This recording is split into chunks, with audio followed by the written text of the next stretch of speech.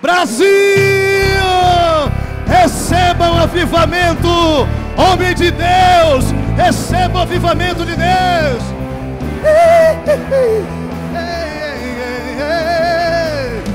Quando o Espírito de Deus vem sobre mim, eu danço como o rei Davi. Quando o Espírito de Deus vem sobre mim, eu danço como o rei Davi. Eu danço, danço como Davi dançou. Eu danço, danço como Davi dançou. Quando o Espírito de Deus vem sobre, eu oro como o rei Davi. Eu oro, o Espírito de Deus vem sobre mim. Eu oro como o rei Davi. Então diga: eu oro, oro como Davi orou. Eu oro, oro como Davi orou. Eu oro, eu oro. Quem é que ora aí, declare? Como Davi orou. Eu oro, oro como Davi orou.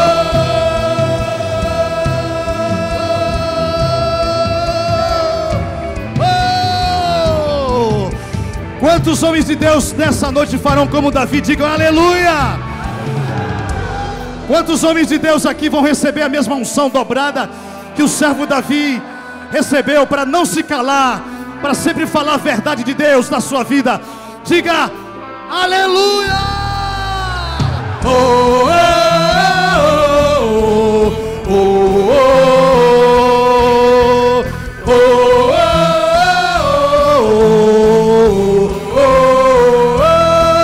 Quando o Espírito de Deus vem sobre mim, eu canto como o rei Davi. O Espírito de Deus vem sobre mim, eu canto como o rei Davi. Eu canto, canto como Davi cantou. Eu canto, canto como eu danço, eu danço, eu danço, eu danço. Eu danço, danço como Davi dançou. Eu danço, danço como Davi dançou.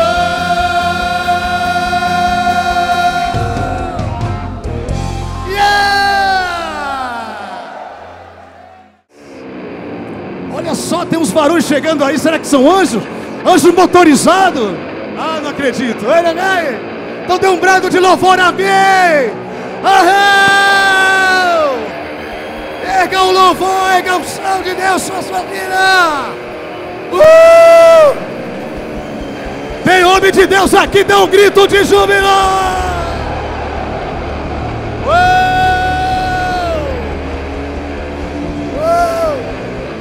Eu quero saber se tem homem macho aí, velho. Eu quero ouvir a sua voz. Tem macho aí? Aê! Olha, vou dizer logo um negócio. Nesse congresso aqui, eu ouvi dizer que tem uns homens aí que as mulheres estão reclamando, sabe? Elas estão reclamando. Eu me produzo tanto, fico tão linda, mas parece que não percebe. Que dia é hoje? De novo? Aí eu já dou dúvida, tá? Será que hoje é sexta? Será que não é? Hoje é o Não, dia... hoje é sexta-feira, é do Congresso dos Homens. Hoje é sexta-feira, eu estou no Congresso. Pois é. Eu estou perguntando que data é hoje. Ah, tá. Que data é hoje mesmo? 8, obrigado. 8. 8, pois bem. Dia 8. É um dia tão especial para mim. Nossa. Ah, é? Um dia tão lindo como esse. Todo dia especial. Pois é. O Senhor é o Deus da minha casa.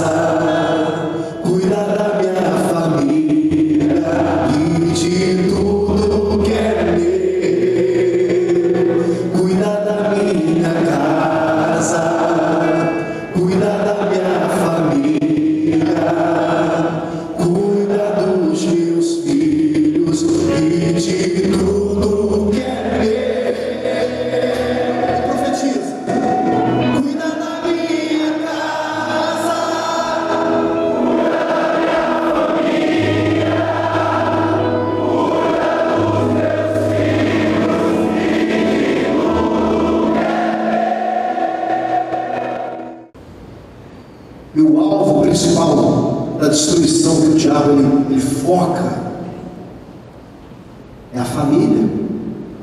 Porque quando ele destrói a família,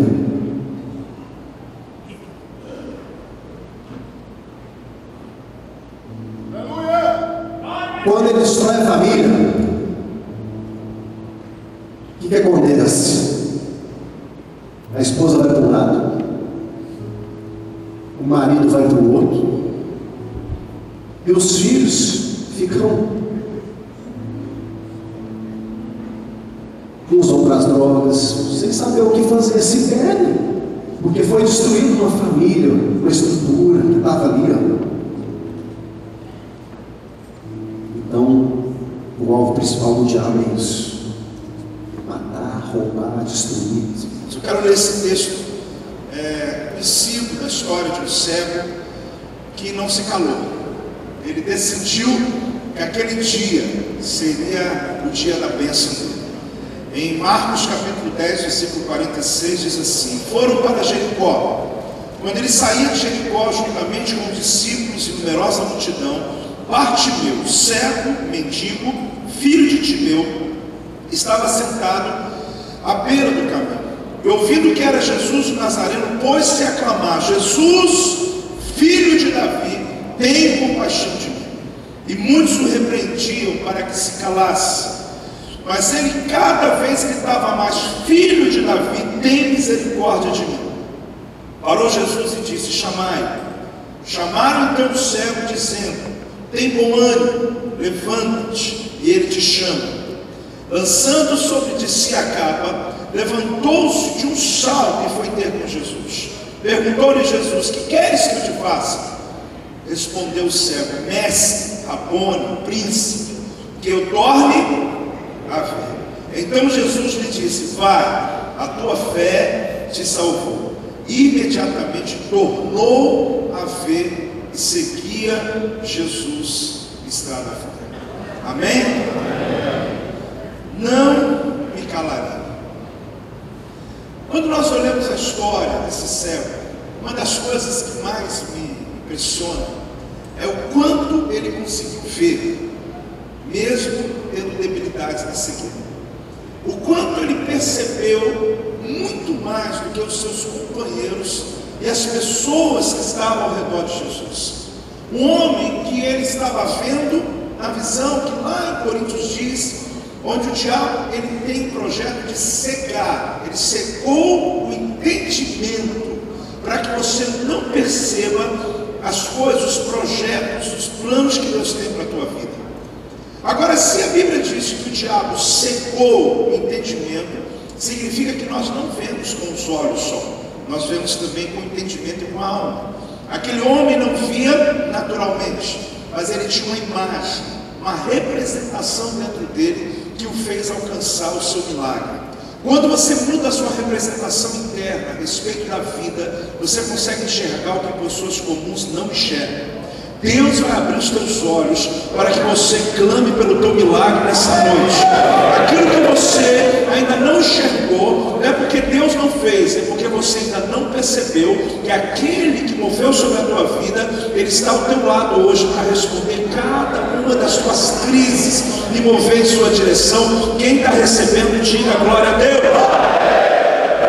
Se nós não vemos com os olhos, mas sim com o entendimento, porque o diabo não está muito preocupado em cegar os teus olhos, mas ele está muito preocupado em cegar o seu entendimento. Porque aquilo que você sabe a respeito de Deus determina o quanto você vai enxergar, se perto ou longe.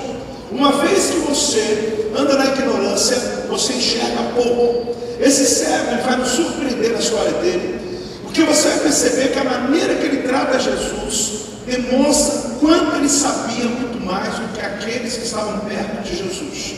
Alguns que andavam ao seu redor imediatamente disseram para ele calar, porque à medida que ele falou algo tão revelador, provocou uma discussão, uma preocupação entre aquelas pessoas que estavam lá.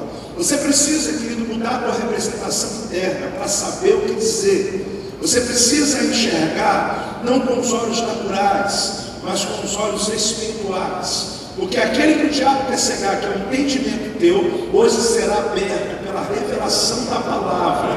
E você vai ver Porque a debilidade de um homem o fez muito mais apto para poder perceber o milagre dele do que aqueles que se consideravam saudáveis. Porque na debilidade ele tinha mais expectativa de que aquele dia seria o dia do milagre dele. Que você tem que entender, querido, que aquilo que você chama de um grande problema pode se tornar uma grande oportunidade. Que Deus me trouxe aqui, na verdade, mesmo alguns aqui debaixo de uma crise, mas no ambiente da crise é que Deus vai visitar você e vai falar poderosamente ao teu coração. Pode dando mesmo, vai dando glória a Deus.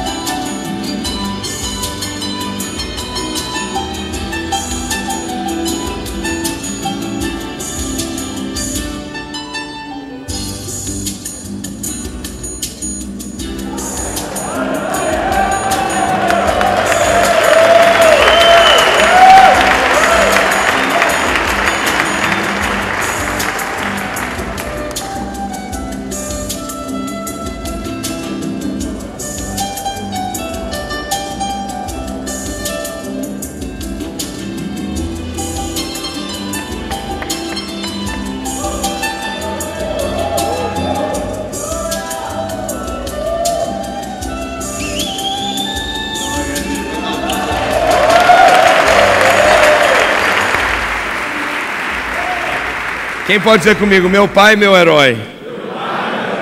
Nosso pai que está no céu, nosso herói. Amém. Você sabe que os nossos filhos estão clamando por uma mudança na nossa vida. Nossas esposas estão clamando por algo novo na nossa vida. E Deus nos colocou dentro de casa, Deus nos deu uma família como um presente.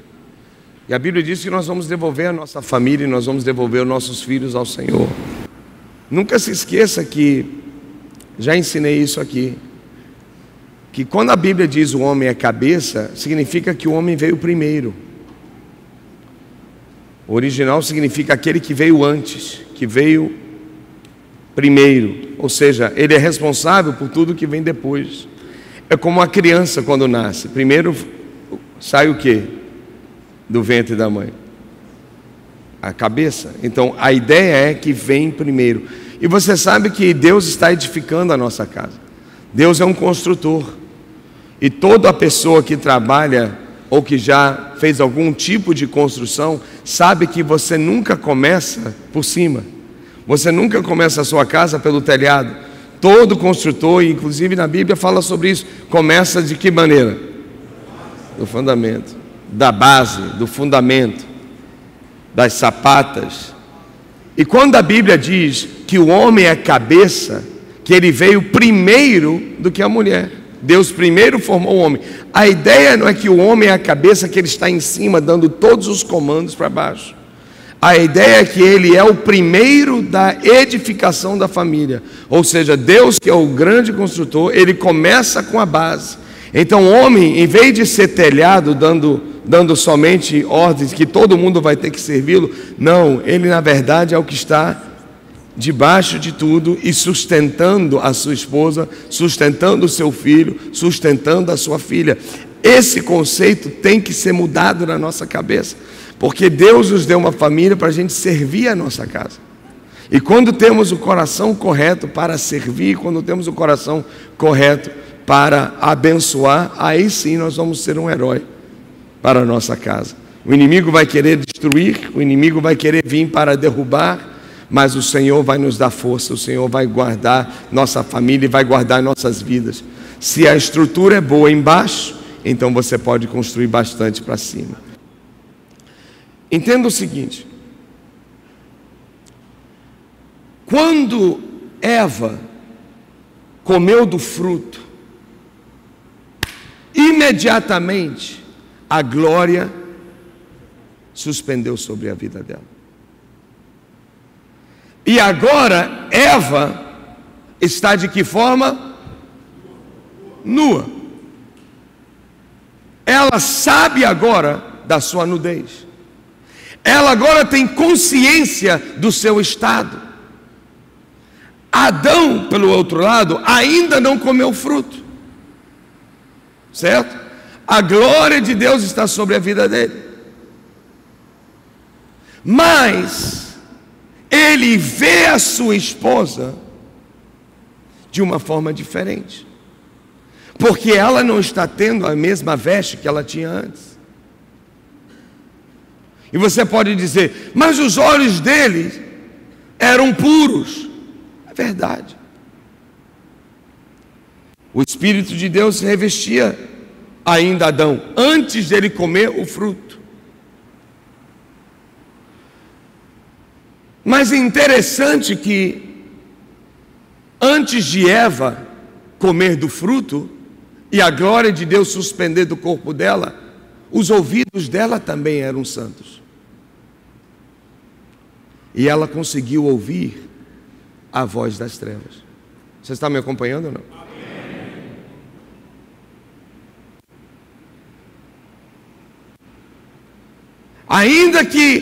Ainda em estado perfeito, ainda em estado coberto pelo poder de Deus, ainda assim os ouvidos dela, sendo santos, conseguiu escutar algo que era maligno. Semelhantemente, lá na glória, os anjos em estado de santidade, em estado de perfeição, mas ainda que em estado de santidade e perfeição, eles conseguiram ser seduzidos, eles conseguiram ser enganados, e 1/3 daqueles que estavam em estado de pureza caiu. Uma mulher não precisa de muita coisa para convencer um cara. A mulher é expert em sedução. É verdade ou não? Basta ela usar o corpo, ela não precisa dizer nada. Basta ela olhar, basta ela se mexer de um jeito. Ela sabe usar o corpo para seduzir. E hoje em dia a coisa está ficando difícil, porque a mulherada está fazendo cada investimento, está indo para a academia, cada pernona desse tamanho, você fica até assustado. Barriguinha, tanquinho, que não é uma coisa de homem não. Forte. Agora a moda é shortinho, quer mostrar as pernas. Já com roupa curtinha, o homem já fica doido. Imagine nua. Aliás, não precisa imaginar não. Deixa. Não imagina não.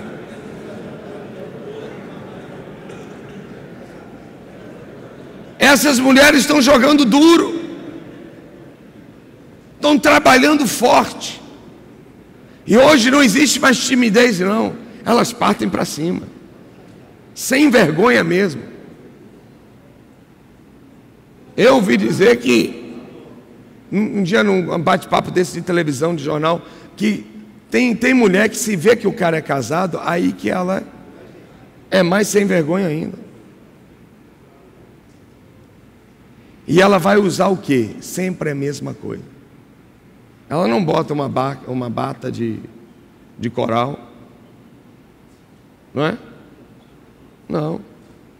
Ela vai colocar uma roupa, um sutiã apertadinho. Tem até aquele sutiã agora que tem um travesseirinho, parece que tem um travesseirinho aqui embaixo, que aperta assim, e aí suspende o negócio, parece que vai sair pulando. Aí tem homem que se ele perder a noção, ele já vai imaginando, vai viajando ali pelo vale, pelos montes. Só que Deus tem outro monte, meu irmão, para a gente. Deus tem outro vale para a gente.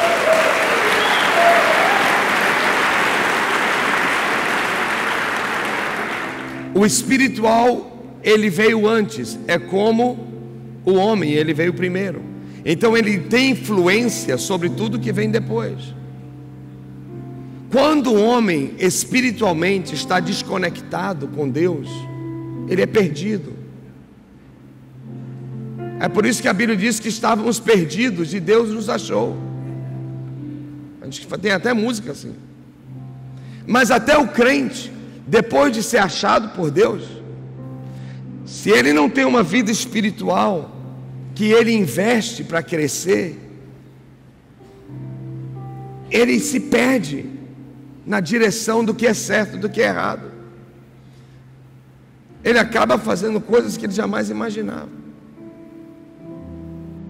E aí acaba gritando com a mulher, acaba batendo no menino.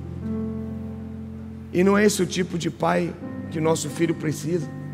Não é esse o tipo de marido que nossas mulheres estão clamando. Gente, tem muita oração sobre as nossas vidas para sermos mudados, para sermos transformados. Está na hora de deixar essas orações fazerem alguma coisa aqui dentro da gente. Acredite no toque do óleo que virá sobre a sua cabeça. Isso para mim é muito especial, porque eu lembro quando eu estava desviado, filho de pastor desviado, com 20 anos de idade, 21 anos de idade. Me chamaram para ir para uma igreja. E eu fui, porque eu nunca fui rebelde à igreja, mas eu fui experimentar o mundo. E aí eu fui sem pretensão para acompanhar uma namorada. E aí no final o pastor disse: aqueles que querem um toque de Deus na sua vida, que querem uma unção na sua vida, você vai vir à frente e eu vou colocar o óleo sobre a sua cabeça.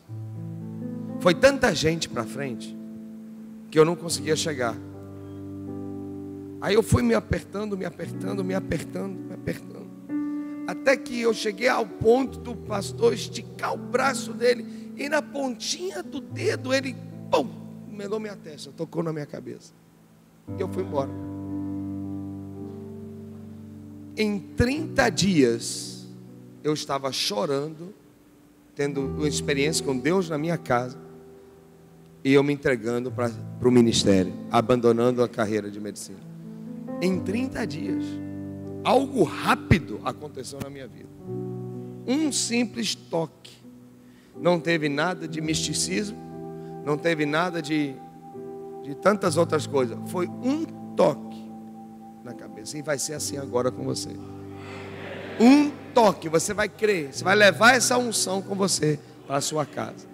E é uma unção que proclama santidade nas nossas vidas. É uma unção que diz: a voz da nudez não vai nos silenciar. Nós não vamos perder nossa autoridade espiritual. Quem está entendendo? É uma unção que nos dá força para dizer: eu não vou me calar, eu falarei da parte do Senhor contra o inimigo e a favor da minha família, em nome de Jesus Cristo. Então os irmãos descem, não descem pelo meio, por favor, descem pelo lado, e os pastores façam orações, podem pôr as mãos, podem ministrá-los. Eu quero orar com os pastores aqui também. Deus os abençoe. Enquanto isso, vamos louvando, vamos proclamando: santo, santo, santo é o Senhor dos exércitos. E vamos proclamar que essa glória está aqui. Vai orando em línguas, vem clamando ao Senhor. Os pastores, olha, os pastores vêm aqui comigo aqui em cima.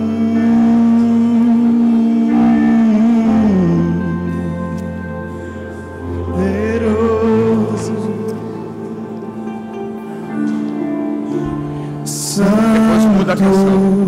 Depois uma outra canção. Uma canção, vai pensando, uma canção sobre santidade. Uma coisa que vai levantar. Pai, eu apresento teus filhos, teus sacerdotes, teus escolhidos, ó Deus. Oh Pai, eu louvo ao teu nome, porque o Senhor constituiu o pastor como uma autoridade na casa do Senhor. É a tua casa, é o teu povo. E Deus, nós somos atacados pelo inimigo, porque a tua palavra diz: se o pastor é ferido, as ovelhas se dispersam. E Pai, hoje eu proclamo a proteção sobre teus servos.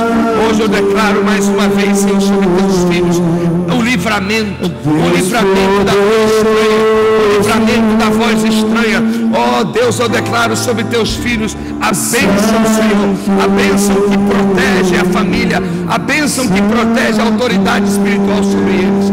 Em nome de Jesus, em nome de Jesus, em nome de Jesus. E assim eu unjo suas vidas e declaro da mesma forma: suas vidas são abençoadas. Eu declaro: sua voz não será calada em nome de Jesus.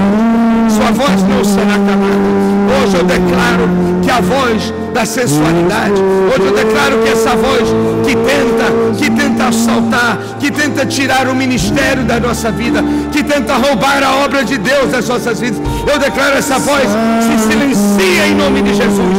Eu declaro que essa voz se cala e a bênção do Senhor está sobre vocês, a proteção do Senhor sobre suas vidas, a proteção do Senhor sobre sua casa, sobre a sua família, a autoridade da sua voz sendo multiplicada, a autoridade da sua oração sendo multiplicada em nome de Jesus.